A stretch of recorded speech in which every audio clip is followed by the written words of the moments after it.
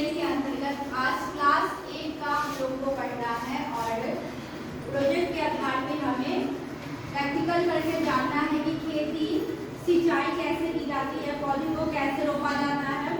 तो इसके अंतर्गत हम लोग जानेंगे कि फसल उत्पादन और प्रबंधन कैसे करेंगे, हम फसल को कैसे उगाएंगे और उसका प्रबंधन, उसका रखरखाव कैसे करेंगे, फसल उत्पादन करने के लिए क्या करें और हम लोग फसल जो उगाते हैं खेतों में उसके लिए क्या करें, उसको हम लोग आज प्रोजेक्ट के लिए करेंगे।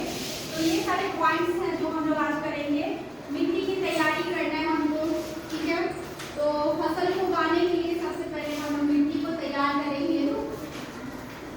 मिट्टी की तैयारी मतलब मिट्टी को ढीला करना है, क्योंकि मिट्टी जो बड़ा होता है, समतल होता है, उसमें भी डायरेक्ट बीज को नहीं लगा सकते हैं। तो उसके लिए क्या करना होता है, मिट्टी को ढीला करना होता है ताकि उसमें बीज अच्छे से जा सके। तो उसको कैसे ढीला करेंगे उसको हम लोग सीखेंगे। फिर मिट्टी को ढीला करके बीज को बोते हैं, बीज बोना थर्ड पॉइंट है। बीज बोने के बाद नेक्स्ट स्टेप क्या होता है, खाद डालना, खाद या उर्वरक डालते हैं। तो खाद और उर्वरक के बारे में तुम लोग को पता है कि दोनों में क्या क्या डिफरेंस होता है ना, पता चल गया। फिर सिंचाई, खाद डालने के बाद नेक्स्ट काम क्या होता है हमारा, सिंचाई मतलब पौधे में पानी डालना।